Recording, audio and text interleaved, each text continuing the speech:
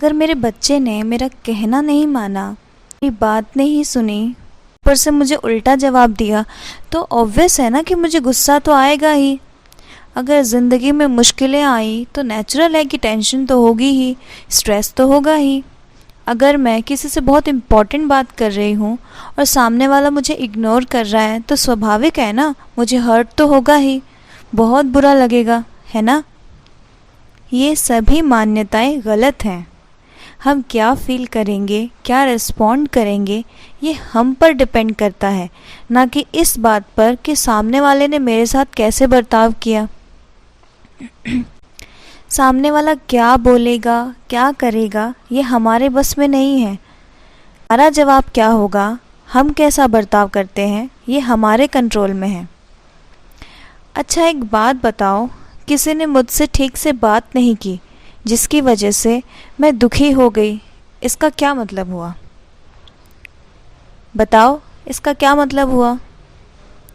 इसका मतलब तो यही हुआ ना कि मेरा मूड सामने वाले पर डिपेंड करता है। अगर सामने वाले ने वैसा ही किया जैसा मैं चाहती हूँ तो मैं खुश, और अगर वैसा नहीं किया तो मैं दुखी हो जाती हूँ। सामने वाला चाहे कुछ भी करे या कहे, हम क्या रिस्पॉन्ड हम डिसाइड करेंगे, सामने वाला नहीं। अगर हमने गुस्सा किया तो भी अपनी मर्ज़ी से, और अगर हमने शांति से समाधान किया तो भी अपनी मर्ज़ी से। जिसको जो करना था वो करके चला गया, लेकिन अपने अंदर दुख हमने खुद क्रिएट किया, वो सामने वाले ने नहीं किया।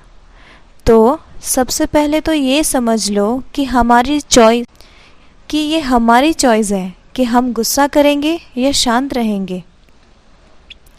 तो ये जो मानसिकता है, ये जो बिलीव सिस्टम है कि मैं उसकी वजह से दुखी हूँ, उसने मुझे रुलाया, ये गलत है। मान लो अगर बच्चे से ग्लास गिर के टूट गया तो गुस्सा स्टार्ट कर दोगे, ऐसे कैसे क्यों गिरा दिया, ध्यान कहाँ था तुम्हारा, मुझसे तो कोई प्यार ही नहीं करता, मेरी तो कोई वैल्यू ही नहीं है, किसी को मेरी पड़ी ही नहीं है, कोई मेरी कदर ही नहीं करता।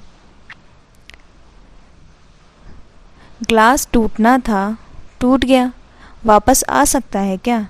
नहीं ना। लेकिन उसकी वजह से अपना सम्मान तो खराब कर ली। बच्चे से गलती हुई, फिर आपने भी गलती कर दी, है कि नहीं? हो सकता है ना कि आपसे भी कभी कोई चीज़ गलती से टूट गई हो। दूसरों को डांटना, एडवाइस देना बहुत इजी होता है ना। सामने वाला आपने कैसे बर्ताव करता है, कैसे बिहेव करता है, ये उसके संस्कार हैं। हमें उन्हें अंडरस्टैंड करना है और अपने संस्कारों के अनुसार रिस्पॉन्ड करना है, ना कि उनकी बराबरी करनी है। बिकॉज़ हम ज्ञानी आत्मा हैं, बाबा के मीठे बच्चे हैं, सर्वशक्तिमान हैं, शांत आत्मा है, दैवी आत्मा है। हमेशा मांगते रहते हैं, उसे ऐसा करना चाहिए, उसे वैसा कहना चाहिए था, उसे वहाँ जाना चाहिए था, उसे यहाँ बैठना चाहिए था। हम सबसे सिर्फ एक्सपेक्टेशन रखते हैं, उम्मीद लगाते हैं कि वो हमारे लिए ऐसा करे, वैसा करे, हमारे हिसाब से काम करे, और अगर उन्होंने वैसा नहीं किया तो हमारी उम्मीद टूट जाती है और हम अपसेट हो जाते हैं। हमेशा याद रखो कि हम देने वाले हैं, लेने वाले नहीं हैं। कोई आपसे झगड़ा कर रहा है तो सोचो कि वो पहले से ही बीमार है, अपसेट है, स्ट्रेस में है, परेशान है, तो जो उनके पास है वो वही तो देंगे ना। उनके पास ऑलरेडी गुस्सा है, टेंशन है, चिड़चिड़े हैं, इरिटेटेड हैं, तो वो वैसा ही बर्ताव करेंगे। और आपके पास क्या है, हमारे पास क्या है? बाबा का शांति का सागर है, प्रेम का सागर है, ज्ञान का सागर है। तो हम उनको क्या देंगे? बोलो, हम उनको क्या देंगे? हम उनको शांति के वाइब्रेशन देंगे, प्रेम के वाइब्रेशन देंगे, ज्ञान देंगे, है ना। तो ये हमेशा याद रखो कि हमारी चॉइस है कि हमें कैसी लाइफ जीनी है, वैसी जैसी हम चाहते हैं या वैसी जो दूसरों के बिहेवियर पर डिपेंड करती है। हर सिचुएशन में ये हमारी ही चॉइस होती है, बैटरी को चार्ज रखना है या डिस्चार्ज होने देना है।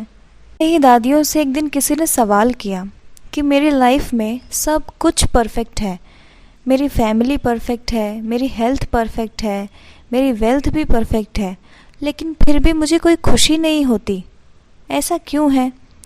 उनकी बात सुनकर एक ने बोला कि ये कैसे पॉसिबल है कि सब कुछ परफेक्ट है फिर भी आप खुश नहीं हैं। उन्होंने बोला कि जिससे मुझे खुशी मिले, क्या ठीक करूं, क्योंकि सब कुछ तो पहले से ही परफेक्ट है।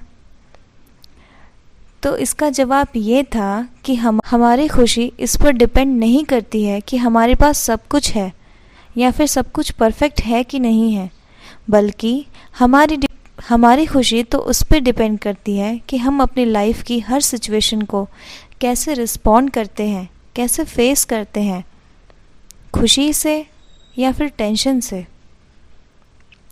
अब इसको एक एग्जाम्पल से समझिए कि अगर आपको एक पानी का फुल भरा हुआ ग्लास पकड़ा दिया जाए और आपसे कहा जाए कि आपको सबके पास जाना है और उनसे मिलकर कुछ बातें करनी, और आपके ग्लास का जो पानी है वो बिल्कुल भी छलकना नहीं चाहिए, जितना पानी दिया था उतने ही पानी के साथ आप वापस आएंगे, तो क्या ये पॉसिबल है कि आप उसको संभाल कर वापस ला पाएंगे बिना एक बार भी छलका?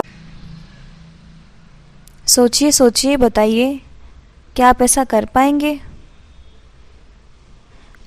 अगर आप उस ग्लास का फुल टाइम ध्यान रखेंगे, हर काम करते, सबसे मिलते, सबसे बात करते, हर जगह घूमते, फिर चाहे रास्ते में सीढ़ियाँ आए, ऊबड़ खाबड़ वाला रास्ता आए या कोई भी परेशानी आए, अगर आप उस ग्लास का ध्यान रखेंगे तो ये पॉसिबल है कि आप उस ग्लास को बिना छलकाए अपना काम करके वापस भी आ जाएंगे। तो इसी तरह अपनी आत्मा को स्वमान से भर दो कि मैं मास्टर सर्वशक्तिमान आत्मा हूँ, मैं शांत आत्मा हूँ, मैं मास्टर ज्ञानी आत्मा हूँ, मैं देने वाली आत्मा हूँ, मैं सुखी आत्मा हूँ, मैं संतुष्ट आत्मा हूँ, मैं शांत आत्मा हूँ। हो गया ना आत्मा का ग्लास फुल? बस आपको हमेशा की तरह अपनी दिनचर्या को जीना है, अपने लाइफ के, अपने पूरे दिन के सारे कामों को करना है, हर सिचुएशन को फेस करना है, चाहे आपकी लाइफ में कितनी भी बड़ी परेशानी आए, लेकिन आपको अपने आत्मा के इस फुल ग्लास का ज़रूर ध्यान रखना है कि सारे काम करते हुए आपका जो ग्लास है, जिसमें जो आपने पानी, आपके ग्लास में जो आपने सामान भरा है, मैं उम्मीद करती हूँ कि आप समझ पाए होंगे।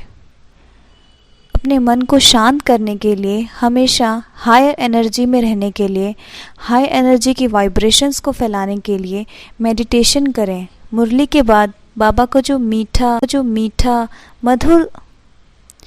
मधुर गीत बजता है ना, उस पर हमेशा बैठकर योग लगाएं। बाबा से शांति को भी कंट्रोल में नहीं कर सकते, लेकिन हम क्या करते हैं ये हमेशा हमारे ही कंट्रोल में होता है। इस बात को हमेशा याद रखें और अपने स्वमान में स्थित रहें, डगमगाना नहीं है। ओम शांति।